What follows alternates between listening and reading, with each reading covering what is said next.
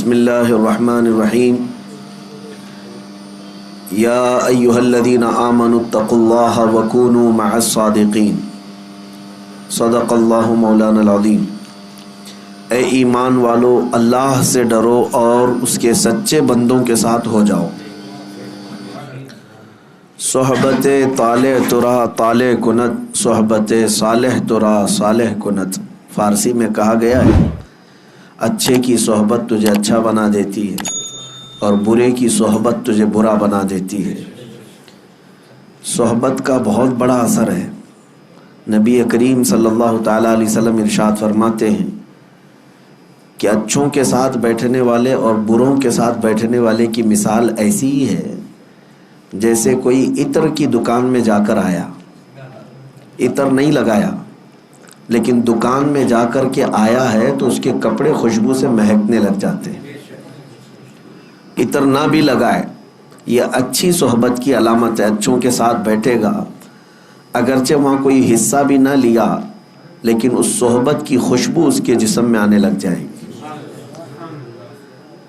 اور بروں کی صحبت میں بیٹھنے کا اثر یہ ہوتا ہے جیسے کوئلے کی کان میں جا کے آیا یا کوئلے کی دکان میں جا کر آیا، کام کچھ بھی نہیں کیا لیکن کالک لگ گئی، کپڑے میلے ہو ہی جاتے ہیں۔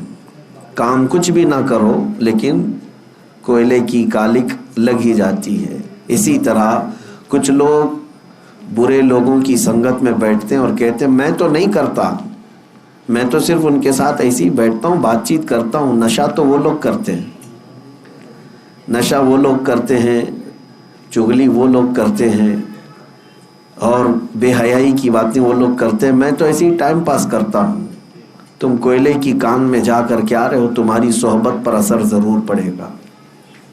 یہی قرآن پاک کا حکم کیا ہے؟ کونوا مع الصادقین، تم سچوں کے ساتھ ہو جاؤ۔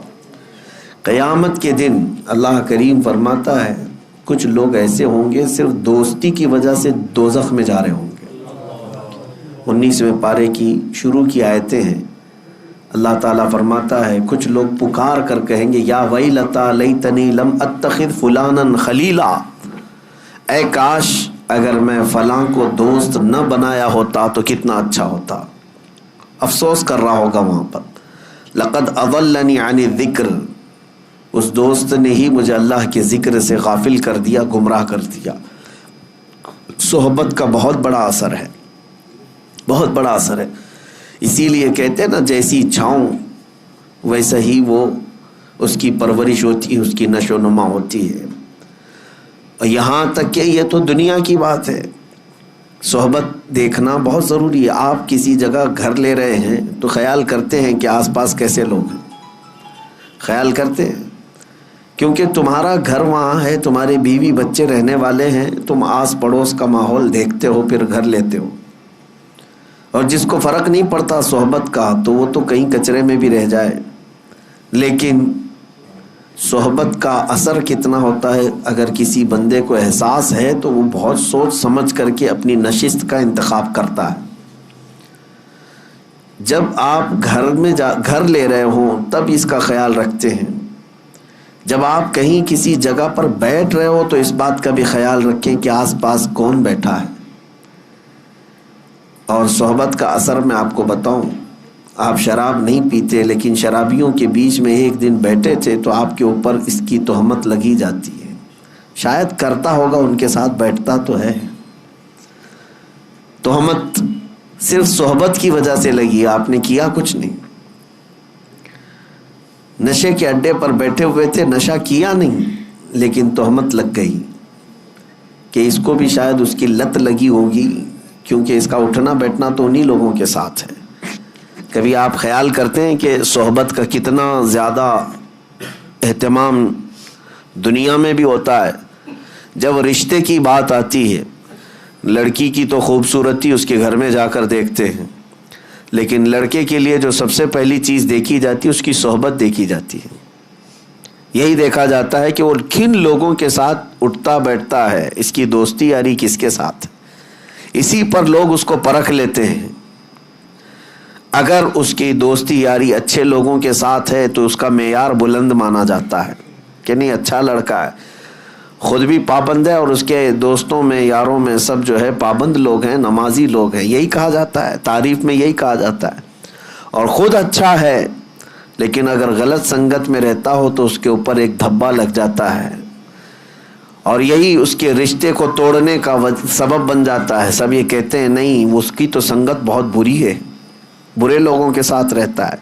تو آپ اندازہ کریں کہ دنیا میں صحبت کا اتنا بڑا اثر ہے، تو پھر آخرت میں اس کا بہت زیادہ اہتمام ہوگا، دیکھا جائے گا۔ حتیٰ کہ مرنے کے بعد نبی پاک صلی اللہ تعالیٰ علیہ وسلم نے یہ بھی ارشاد فرمایا، اپنی میتوں کو جب قبرستان میں دفن کرو تو اچھوں کے بغل میں دفن کرو، یا اپنے لیے تم دفن کی جگہ منتخب کرتے ہو، ویسے تو کسی کو خبر نہیں ہے کہ کون کہاں مرنے والا ہے، لیکن اگر اتفاق ایسا آیا یا وصیت کر رہے ہو تو ایسی جگہ دفن ہونے کی نصیحت کرو جہاں اللہ والے آرام کر رہے ہو۔ کیوں؟ صحبت کا اثر مرنے کے بعد بھی ہے، قبروں کے بعد بھی۔ میں مرشد گرامی حضور تاج الشریعہ رحمۃ اللہ تعالیٰ علیہ کی وصیت کو بتاتا ہوں۔ آپ نے فرمایا تھا اپنی زندگی میں، اگر کہیں میرا انتقال ہو جائے سفر کے دوران تو وہیں کسی اللہ کے ولی کے آستانے پر یا کہیں قریب میں جگہ مل جائے مجھے دفن کر دینا۔ یہ نصیحت، یہ وصیت اپنی زندگی میں کیا تھا، جہاں کہیں اللہ والے ہوں وہاں پر ہمیں دفن کر دیں۔ میرے عزیزوں، آج ہم جو تمنا کرتے ہیں جنت البقیع میں سونے کی، اس کی وجہ بھی یہی ہے کہ 10,000 صحابہ وہاں آرام کر رہے ہیں، اولیاء کاملین، سلف صالحین، تابعین وہاں پر آرام فرما رہے ہیں۔ میری اس پوری گفتگو کا خلاصہ یہ ہے کہ آپ صحبت یہاں پر سب سے پہلے ڈھونڈو، کس کی صحبت میں رہنا چاہتے ہو۔ زندگی کے بہت مختصر دن ہیں، ظاہر سی بات ہے دھوپ میں چلنے والا چھاؤں ضرور ڈھونڈتا ہے، تو چھاؤں دیکھنے کے وقت یہ دیکھنا کہ کون سی چھاؤں لے رہے ہو، گدھے کی چھاؤں یا پھر کسی پھلدار پیڑ کے نیچے آنا پسند کرتے ہو۔ گدھا بھی کھڑا ہے، اس کی پرچھائیاں تو ہوتی ہیں، گدھا اگر کھڑا ہو تو اس کی پرچھائی تو پڑتی، وہاں پہ بھی چھاؤں ہے۔ اگر تم یہ سوچتے ہو دھوپ سے بچنے کے لیے یہ چھاؤں لے لوں تو تمہاری سوچ پر اور تمہارے انتخاب پر تو دنیا کہے گی۔ ہاں، اگر تم نے کسی گھر کا سایہ لیا یا کوئی درخت کا سایہ لیا تو کم از کم اتنا تو کہا جائے گا کہ ہاں اس نے سوچ سمجھ کر کے چھاؤں کا انتخاب کیا ہے۔ لیکن میں جس چھاؤں کی بات کر رہا ہوں میرے عزیزو، جن صحبتوں کی میں بات کر رہا ہوں، اپنی اس شارٹ زندگی میں، مختصر زندگی میں اس صحبت کا انتخاب کرو جو صحبت تمہیں رسول اللہ کے قدموں تک پہنچاتی ہو، نبی پاک صلی اللہ تعالیٰ علیہ وسلم تک پہنچاتی ہو، اس صحبت کا انتخاب کرو۔ اور اسی لیے جانتے ہیں صوفیاء اکرام نے پیر کا انتخاب کرنا، مرشد کون ہوتا ہے اس کے لیے بھی کیا رکھا ہے جانتے ہیں؟ ظاہر سی بات ہے مرشد اور پیر ایک سایہ ہے جس کے سائے میں بیٹھ کر کے دل کو قرار آتا ہے، سکون آتا ہے۔ دنیا کی دھوپ، گناہوں کے جھمیلوں سے نکل کر کے جب اپنے مرشد کے سائے میں بیٹھے تو اس کو دل کا قرار آئے۔ لیکن جانتے ہو صوفیاء اکرام نے مرشد تلاش کرنے کے لیے بھی یا پیر ڈھونڈنے کے لیے بھی جو چیز سب سے اہم بتائی ہے وہ کیا ہے؟ یہ علامتیں نہیں رکھی گئی ہیں کہ چہرہ گورا ہونا چاہیے، کپڑے ایسے پہنتا ہو، اتنا لمبا ہو، اتنا ناٹا ہو، اتنا چوڑا ہو، یہ سب چیزیں تو نہیں ہیں۔ لیکن البتہ یہ کہا گیا ہے، یہ فرمایا گیا کہ مرشد کی تلاش میں تم یہ دیکھو کہ تم صحبت میں اس کے رہنے والے ہو، اس کی چھاؤں میں بیٹھنے والے ہو۔ یہ ضرور خیال رکھنا مرشد وہی ہوگا تمہارا جس کو دیکھ کر کے تمہیں اللہ کی یاد آنے لگے اور اپنے گناہوں سے نفرت ہونے لگ جائے، نبی پاک صلی اللہ تعالیٰ علیہ وسلم کے دیدار کی طلب بڑھ جائے۔ یہ صحبت کا اثر ہے، ورنہ صرف ناموری ہے تو پھر تم اس کی صحبت میں جا کر کے بھی کچھ نہیں اٹھا سکو گے۔ عزیزان گرامی وقار، اسی کو قرآن نے کہا ہے اے ایمان والو اللہ سے ڈرو اور سچوں کی صحبت میں آ جاؤ، سچوں کی صحبت میں آ جاؤ۔ اور سچے کون ہیں؟ دنیا کے سب سے سچے لوگ انبیاء اکرام علیہ السلام، ان کے بعد صدیقین کی جماعت، ان کے بعد شہداء اور صالحین اولیاء اکرام کی جماعت، یہ وہ ہیں جن کو قرآن نے صادقین کہا ہے۔ اب میں آپ کو بتاؤں، یہ تو ہم تشریح کر رہے ہیں صادقین، لیکن میں آپ کو بتاؤں دنیا کا سب سے بڑا صادق جس کو کفار و مشرکین بھی صادق کہتے تھے وہ میرے رسول کی ذات۔ مکہ کے کفار کیا کہتے تھے رسول اللہ کو؟ امین اور صادق ہی کہتے تھے۔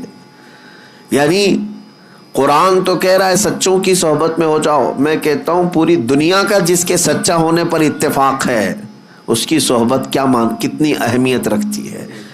اس رسول پاک صلی اللہ تعالی علیہ وسلم کی صحبت میں آ جاؤ۔ اب بات آتی ہے رسول کی صحبت کیسے؟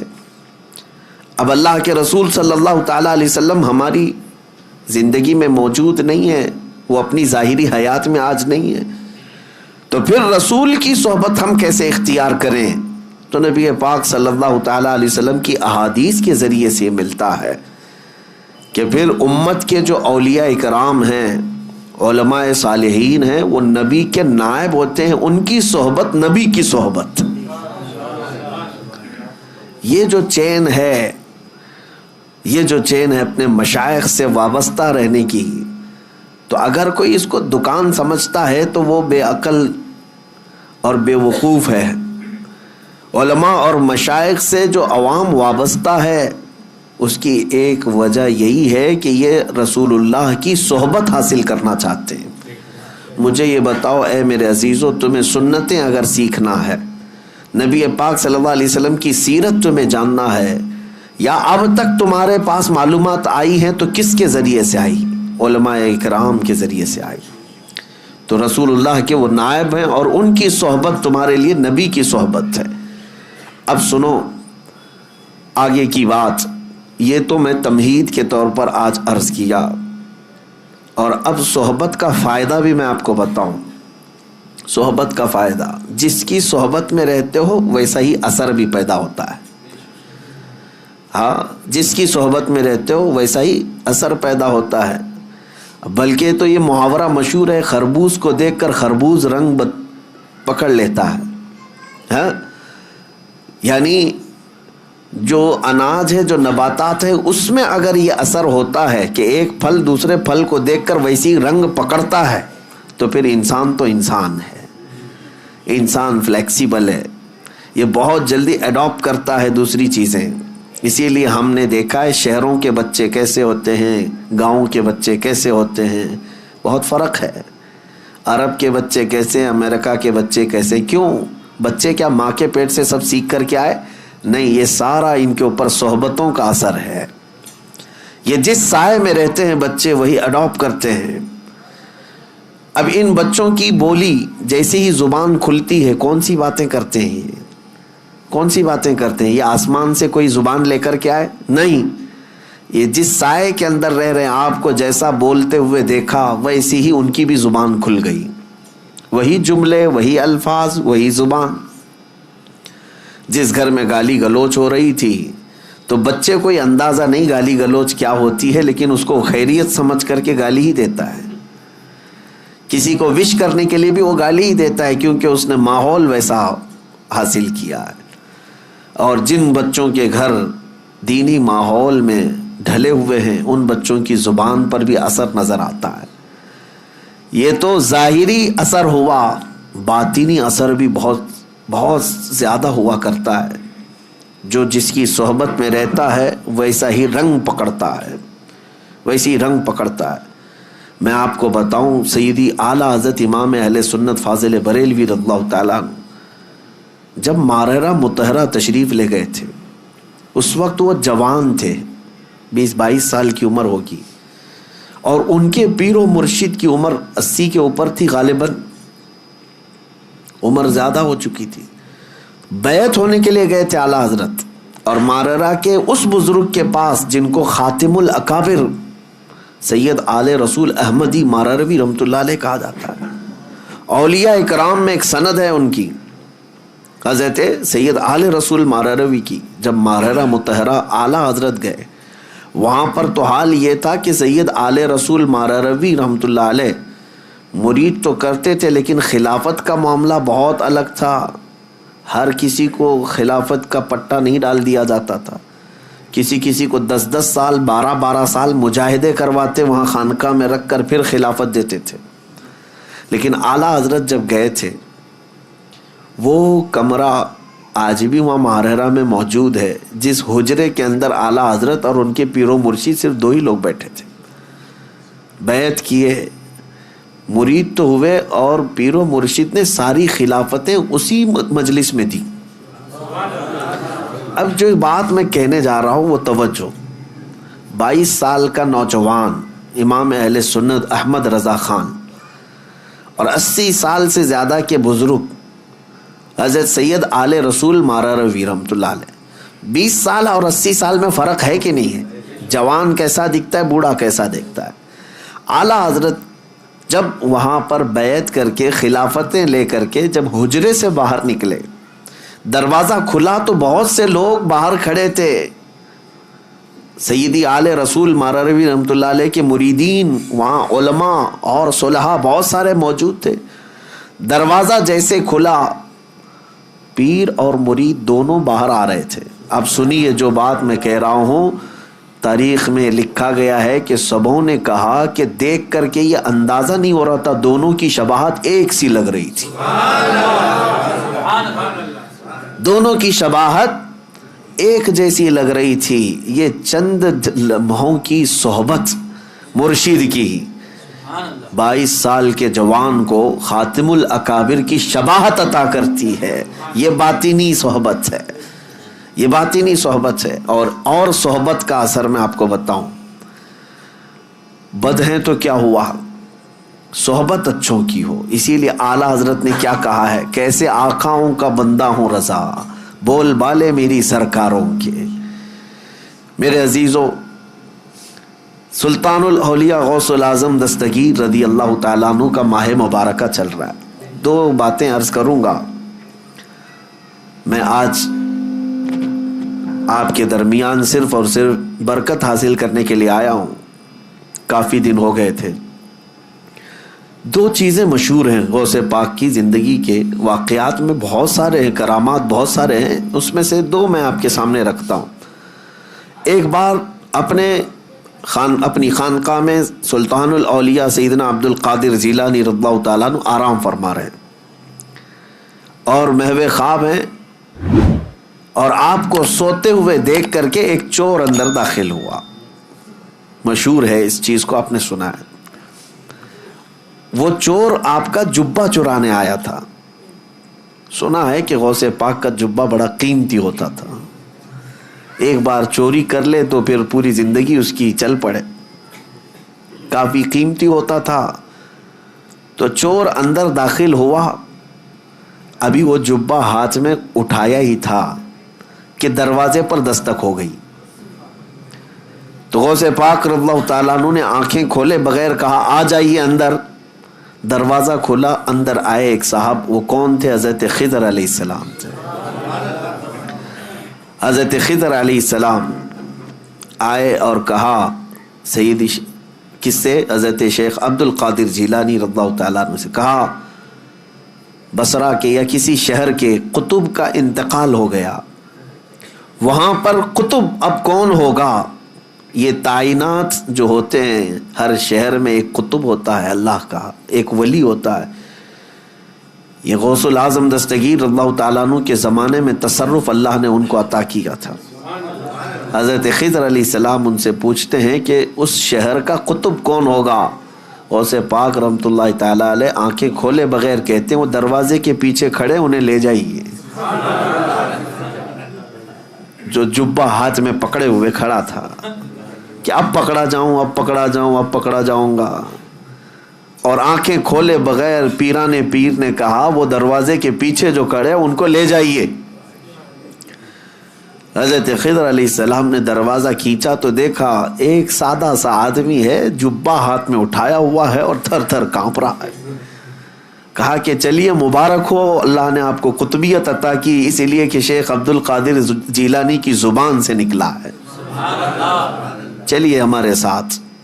اب وہ شخص حیرت میں تھا کہ میرے ساتھ کہیں کوئی مذاق نہ ہو رہا، اور وہ دوڑتے ہوئے پھر غوث پاک کے قدموں میں آیا، کہا روتے ہوئے مجھے معاف کریں، مجھے معاف کریں، کیا یہ میرے ساتھ کوئی مذاق تو نہیں؟ غوث پاک رضی اللہ تعالیٰ عنہ نے فرمایا شیخ عبد القادر جیلانی کو اللہ نے یہ طاقت عطا کی ہے کہ وہ جو زبان سے نکالے اللہ اس کو پورا کر کے رہتا ہے۔ کہا کہ میں یہاں کس غرض سے آیا تھا آپ کو پتا ہے، میرے ہاتھ میں آپ کا اٹھایا ہوا جبہ تھا۔ غوث پاک رضی اللہ تعالیٰ عنہ نے فرمایا سب ہمیں پتا ہے، اور ہم چاہتے ہیں کہ تمہارے اس منصب کو، تمہاری اس ڈیوٹی کو بدل کر کے دوسری ڈیوٹی دے دی جائے۔ اب یہ واقعہ تو ہم نے سنا، کئی مرتبہ سنا، لیکن ایک بزرگ سے میں نے سنا، اور انہوں نے یہ بیان فرمایا اور کہا کہ بیٹا آپ جانتے ہو چوری کرنے والے کو تو سزا دی جاتی ہے، اسلام سزا دیتا ہے، اور یہاں وہ جبہ ہاتھ میں لے کر چرایا ہوا آدمی رنگے ہاتھوں پکڑا گیا، سزا دیتے ہاتھ کاٹتے ہیں، اور اس کو بجائے اس کے کہ صرف معاف کر کے چھوڑتے پھر قطبیت کا مقام بھی دے دیا۔ یہ سوال جب آتا ہے ذہن میں تو پھر اس بزرگ نے فرمایا کہ بات در حقیقت یہ ہے کہ اللہ کریم بھی نسبتیں دیکھتا ہے، وہ چور چوری تو کیا تھا لیکن ہاتھ میں دامن کس کا تھا؟ ہاتھ میں کیا تھا؟ غوث پاک کا جبہ تھا، جبہ جو پکڑا تھا یہ نسبت نے اس کو، اس صحبت نے اس کو مقام قطبیت تک پہنچا دیا۔ اب میں آپ سے کہتا ہوں کہ غوث پاک کا جبہ پکڑے تو قطبیت کے مقام پر پہنچے، اور جو رسول اللہ کے قدموں پر جان دے اسے رب ذوالجلال غوثیت کے مقام پر پہنچاتا ہے۔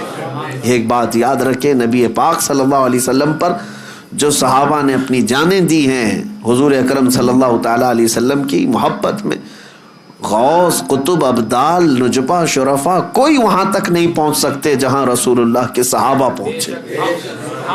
کیوں؟ صحبت کا اثر ہے، صحبت کا اثر ہے، اسی لیے صحبت چن کر کے اختیار کرو، کہیں ایسا نہ ہو کہ بعد میں پچھتانا پڑے۔ ہم نے تو پولیس کو بھی دیکھا ہے، خواہ کچھ لوگوں کو اٹھاتے ہیں اور لے جاتے ہیں پکڑ کر کے، کیا قصور ہے بھائی اس کا؟ کہا فلاں نشیڑی کے ساتھ تو یہ بھی کانٹیکٹ میں تھا، کانٹیکٹ میں تو تھا ہی، ہم اس کو تلاشی لیں گے، کہیں اس کا بھی جرم نکل گیا تو وہی سزا اس کی بھی ہوگی، ابھی تو شک میں اٹھائے ہیں۔ میرے عزیزو حال تو اب یہ ہے کہ اگر غلط لوگوں کا فون بھی 2-3 بار ہمارے فون پہ آ گیا تو بھی آپ اندر جا سکتے ہیں۔ یہ صحبت کا اثر آپ دیکھو، دنیا میں جب آپ کو پکڑا سکتا ہے تو پھر آخرت میں کس قدر سخت ہوگا، اندازہ کرو میرے عزیزو۔ اس لیے اپنی صحبت کو پاک رکھو، اپنی صحبت کو پاک رکھو۔ ایسا نہیں ہے، بعض لوگ یہ کہتے ہیں کہ ہم تو اس میں کچھ حصہ نہیں لیتے، میں سب کی بات نہیں کر رہا، اب صحبت کے لیے بعض تفریق بھی میں آپ کو بتا دوں، عوام الناس، آپ لوگوں کے لیے یہ ضروری ہے کہ اپنی صحبت کا انتخاب خوب اچھا رکھو، اپنی اولاد کے لیے بھی۔ اب رہی بات علماء صالحین، علماء ہیں، مبلغین ہیں، دعات ہیں، ان کا کام کیا ہے؟ لوگوں کی اصلاح کرنا۔ مثال کے طور پر اگر ہم چند نشہ خور لوگوں کے درمیان اگر بیٹھے ہیں تو اس کا مطلب یہ نہیں کہ ہم ان کی صحبت حاصل کر رہے ہیں، ہم یہ چاہتے ہیں کہ ہماری چھاپ ان کے دل پر ڈالی جائے۔ تو یہ صرف علماء، دعات، مبلغین کا کام ہے۔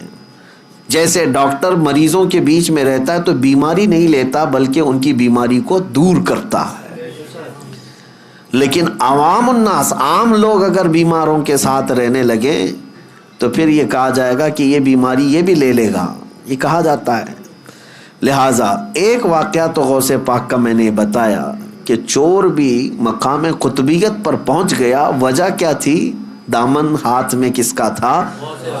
غوث اعظم کا تھا. اسی لیے جمیل قادری رحمۃ اللہ تعالی علیہ یوں فرماتے ہیں عزیزو کر چکو تیار جب میرے جنازے کو تو لکھ دینا کفن پر نام والا غوث اعظم کا.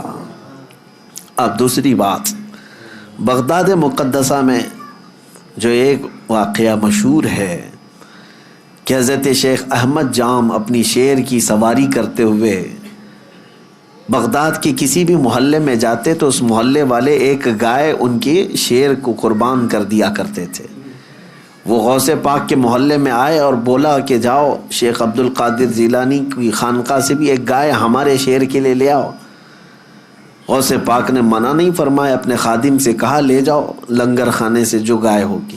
لے کر کے گئے، لیکن وہاں پر ہڈیاں کھا کر پلنے والا ایک کتا، پالا ہوا نہیں پلا ہوا. دونوں میں بہت فرق ہے. پالا ہوا نہیں، خود سے پلا ہوا کتا نکلا ساتھ میں. اسے کسی نے ٹرین کر کے بھیجا نہیں تھا، اسی لیے میں نے لفظ میں ہی کہا کہ پالا ہوا نہیں ہے، پلا ہوا. اور غوث پاک رضی اللہ تعالیٰ عنہ کے آستانے سے جب وہ گائے شیر کے قریب پہنچی تو شیر بھوکا جھپٹا مارنے ہی والا تھا کہ یہ کتا اس پر جھپٹا مارا اور دم زدن میں شیر کو چیر کر کے رکھ دیا. یہ شاید واقعہ ایسا پہلا ہوگا کہ ایک کمزور کتا جنگل کے راجا پر بھاری ہو گیا ہو. اب تک ہم سنتے یہی آئے تھے کہ جانوروں میں شیر جو ہے راجا ہوتا ہے، لیکن یہاں راجا کا باجا ختم ہو گیا. کیوں؟ غوث پاک رضی اللہ تعالیٰ عنہ کے محلے میں آیا اور کتا جو ہے شیر کو پھاڑ کر 2 ٹکڑوں میں بدل دیا. دنیا نے اس منظر کو دیکھا اور اعلیٰ حضرت نے فرمایا کیا دبے جس پہ حمایت کا ہو پنجہ تیرا، شیر کو خاطر میں لاتا نہیں کتا تیرا. اب یہاں پر مسئلہ یہ ہے، شیر شیر ہی تھا وہ اور کتا کتا ہی تھا، اور اصول آج بھی وہی ہے کہ شیر ہی بھاری ہوتا ہے، لیکن یہ اصول اس جگہ ٹوٹ جاتا ہے جہاں کتے کی نسبت دربار غوث سے ہو جائے.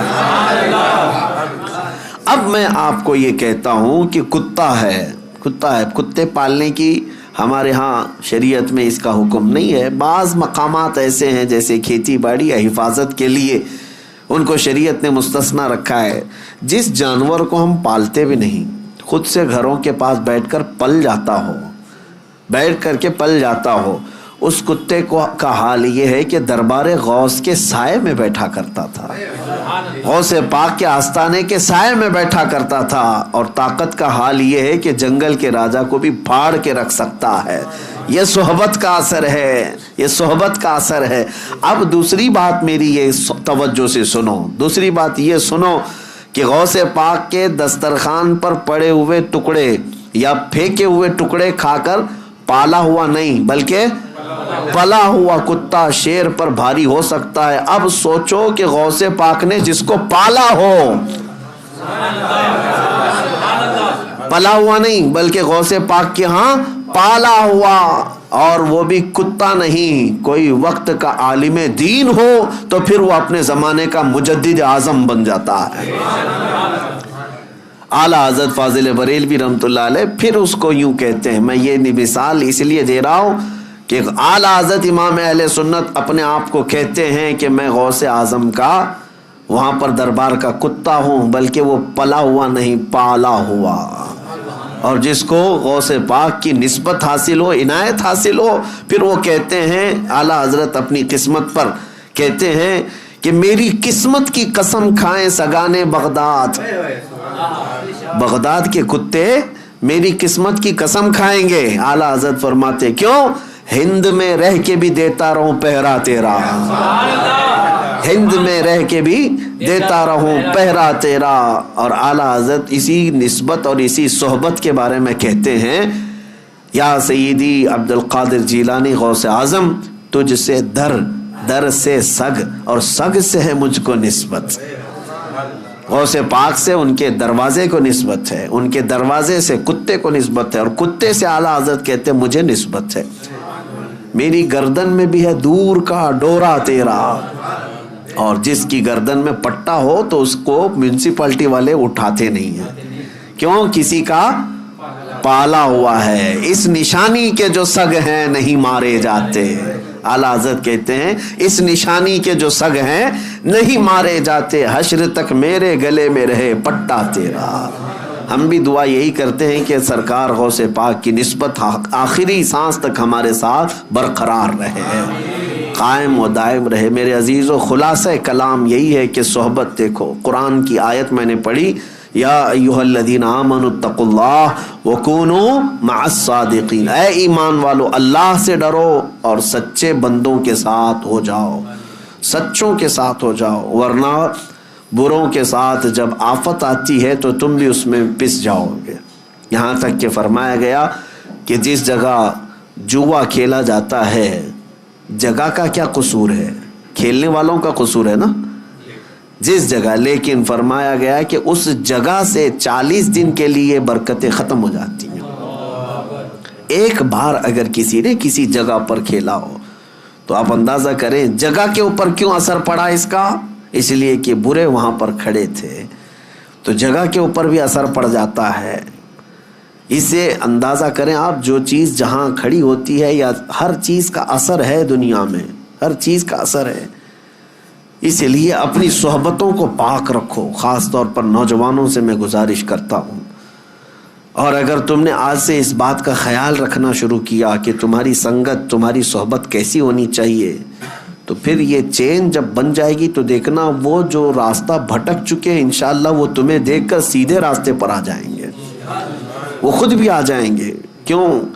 لیکن ہوتا کیا ہے یہاں پر جو بگڑ گیا ہے، ہم یہ سوچتے ہیں کہ دوست ہے نا پرانا، تو اس کو اس کی غلطی کا کبھی احساس ہی نہیں ہوتا. تم اس کی دوستی میں ویسی لگے رہتے ہو، سارے دوست تو ویسی اچھے اس سے ملتے جلتے رہتے ہیں، اس کو کبھی احساس نہیں ہوتا. لیکن سارے دوستوں نے اگر اس کو چھوڑ دیا اچانک کہ تو شراب کیوں پی رہا ہے، تو نشہ کیوں کر رہا ہے، تو زنا پر کیوں گیا تھا، تو سود کا کاروبار کیوں کر رہا ہے، اگر دوستوں نے اسے چھوڑ دیا تو اسے اسی دن احساس ہونے لگ جائے گا کہ میں کچھ غلط کر رہا ہوں جس کی وجہ سے میرے ساتھیوں نے مجھے چھوڑ دیا ہے. تمہارا چھوڑنا اس لیے نہیں کہ اس کو تنہا کرنا ہے، بلکہ تمہارا چھوڑنا اس کی اصلاح کے لیے ہے. اور جس دن اسے احساس ہو جائے گا وہ بدل لے گا اپنے آپ کو، بدل لے گا اپنے آپ کو. میرے عزیزوں، میں آپ کو بتاؤں، میں کسی کا نام نہیں ذکر کرتا کہ کہیں، اس لیے کہ ہماری باتیں بہت ساری وائرل ہو جاتی ہیں، ادھر سے ادھر لوگ چپکا دیتے ہیں. پھر ایک صاحب وہ کچھ غلطیوں میں مصروف تھے، بڑی عمر ہو گئی، 40 سال کے اوپر کی عمر، لیکن مال بے حساب ہونے کی وجہ سے غلط سنگت یا غلط صحبت، اور بسا اوقات ایسا کہ کفر و شرک کے معاملات بھی زندگی میں آ گئے. غلط کام تو کر ہی رہا تھا. اتفاق ایسا تھا کہ بہت سارے لوگ اس کے ہاں آنا جانا ویسے ہی رکھتے، باقی اس کی بہت ساری اچھائیاں بھی تھیں. اچھائیوں میں یہ کہ مسجدوں کی تعاون میں وہ بڑھ چڑھ کر کے آگے رہتا، اور 11ویں شریف تو بڑی دھوم دھام سے بہت سارے لوگوں کو کھلاتا، پورے گاؤں والوں کو، سب کھاتے تھے. میں آپ کو بتا رہا ہوں یہ چند سالوں پہلے کی بات ہے. اب اس شخص کی ایک خواہش یہ تھی کہ بہت سارے لوگ آتے بھی جاتے ہیں میرے پاس، میں یہ اپنی تعریف کے لیے نہیں کہہ رہا، میں آپ کو ایک مثال دے رہا ہوں. میرے پاس ایک سال دعوت آئی اور کہا کہ مجھے آپ کو میرے ہاں آنا ہے، فلاں دن ہے. مجھے تو اس بات کا علم نہیں تھا کہ کیا کیا ہوتا ہے، میں نے قبول کر لیا. پھر وقت قریب آتے آتے مجھے بہت ساری چیزیں معلوم ہوئی، اور اتنی سخت چیزیں تھیں کہ جس کی اصلاح بہت ضروری ہے. کچھ معاملات ایسے ہوتے ہیں کہ جس کو نظر انداز کیا جا سکتا ہے، لیکن کچھ ایسے ہیں جس کو نظر انداز کرنا آسان نہیں، جہنم میں لے جانے والے اعمال ہیں. پھر جب میرے پاس یہ باتیں آئی تو پھر شاید 2-3 دن بچے ہوں گے، تب میں نے پیغام بھجوایا کہ اس بار آپ مجھے بلانے کے لیے ضد کر رہے ہو. میں ہرگز نہیں آؤں گا جب تک تم ان تمام چیزوں سے توبہ نہیں کرتے. اور اس کے علاوہ ایک بات یہ بھی یاد رکھ لو، میں خود بھی نہیں آؤں گا، کسی عالم کو آنے نہیں دوں گا، اور عام مسلمانوں میں اعلان بھی کروں گا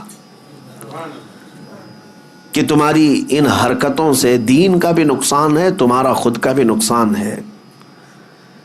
یہ سخت سٹینڈ لینا ہو سکتا ہے کسی کے لیے ایسا لگتا ہو کہ اتنا سخت ہو گئے فلاں چھوڑ کے بھاگ جائے گا، ایسا نہیں ہوتا. میرے عزیزو، شاید یہ دوپہر سے شام کی بات ہوگی، شام تک وہ بندہ جب دیکھا یہ سارے معاملات، ساری تیاریوں کے ساتھ آ کر کے کھل کر سب کے سامنے اپنی توبہ اور برات کا اظہار کیا، اور الحمدللہ وہ اپنی توبہ پر آج بھی قائم ہے. تمام چیزیں نکل گئی. میں یہ بات اسی لیے کہہ رہا ہوں کہ اگر مومنین مل کر کے کسی کی اصلاح کی کوشش کریں کہ ہم تیری صحبت میں نہیں بیٹھیں گے، اگر تو باز نہیں آیا تو پھر اس کے اصلاح کا سامان ہو سکتا ہے. ہوتا یہ ہے عام طور پر کہ لوگ چاہتے نہیں ہیں، لوگ اس کے ساتھ اٹھنا بیٹھنا ویسے ہی جاری رکھتے ہیں، اس کی برائیاں دیکھ دیکھ کر کے بھی. میرے عزیزو، یہ اس کے لیے بھی زہر ہلال ہے اور تمہارے لیے بھی. وہ خود کبھی اصلاح کی طرف نہیں آئے گا، اور اس کی برائیوں کی صحبت کی وجہ سے تمہارے اوپر بھی قیامت کے دن سخت پکڑ ہو سکتی ہے. ان دو چیزوں کی طرف آپ توجہ دیں. اب اخیر میں گفتگو کو سمیٹتے ہوئے یہ بات کہوں گا کہ ہم آج اپنے پیر و مرشد کے ہاتھ میں ہاتھ دے کر بیعت جو کرتے ہیں، یہ بھی صحبت ہی کی بات ہوتی ہے. صحبت ہی کی بات ہوتی ہے کہ ہمیں اچھوں کی صحبت ملے جو ہمیں رسول اللہ تک پہنچا ہے. اور اب دعا یہ کرتا ہوں اللہ کریم کی بارگاہ میں، جو اعلیٰ حضرت نے دعا کیا تھا. اعلیٰ حضرت نے کیا دعا کیا تھا؟ قادری کر، قادری رکھ، قادریوں میں اٹھا. یہ دعا بھی صحبت ہی بتاتی ہے، صحبت ہی بتاتی ہے. اچھا، جتنے بھی آپ کے نام کے ساتھ جو لفظ جڑ جاتے ہیں، آپ کے نام کے ساتھ نسبت، سلسلے کے نسبت کی وجہ سے جو نام جڑ جاتے ہیں، کوئی برکاتی ہے، کوئی نظامی ہے، کوئی قادری ہے، کوئی چشتی ہے، کوئی نقش بندی ہے، کوئی سہروردی ہے، اور کوئی رضوی، کوئی اشرفی. یہ نام تو نہیں ہے لیکن یہ نسبت ہے. اب آپ کے نام کے ساتھ اگر احمد اور برکاتی جڑ گیا تو یہ برکاتی لفظ ہی بتاتا ہے کہ اس کو صحبت مارحرہ مطہرہ سے حاصل ہے. قادری اگر آپ کے نام کے ساتھ جڑا ہے تو یہ لفظ بتائے گا کہ اس کی صحبت بغداد سے جڑی ہوئی ہے. چشتی اگر کسی کے نام کے ساتھ جڑا ہے تو یہ بتاتا ہے کہ غریب نواز کی صحبت میں جانے والا بندہ ہے، ان کی صحبت کا طالب ہے. اس لیے اپنے ناموں کے ساتھ یہ نسبتیں لگاتے ہیں. دنیا والے اپنے اپنے دوسرے بزنس کے نسبتوں پر فخر کرتے ہوں گے کہ اپنے ناموں کے ساتھ کسی عہدے کی نسبت لگا کر کے، لیکن اعلیٰ حضرت جس پر فخر کرتے تھے وہ قادری نسبت پر فخر کرتے تھے. علامہ، مولانا، مفتی، الحاج، قاری، حافظ، یہ سب ہو سکتا ہے منصب ہوں، عہدے ہوں، لیکن اعلیٰ حضرت اپنے لیے جو لکھتے تھے فقیر قادری. جہاں پر بھی آپ دیکھیں گے اعلیٰ حضرت کیا لکھتے تھے؟ فقیر قادری. یعنی اپنے آپ کو فقیر بھی لکھتے تھے اور نسبت میں قادری لکھا کرتے تھے. اسی لیے انہوں نے دعا بھی یہی کی، قادری کر، قادری رکھ، اور قادریوں میں اٹھا. قیامت کے دن بھی انہی صحبتوں میں مولا ہمارا حشر فرمائے. قدر عبد القادر قدرت نما کے واسطے. وصلی اللہ تعالی علی خیر خلقی محمد وآلہ واصحابہ اجمعین برحمتک یا ارحم الراحمین.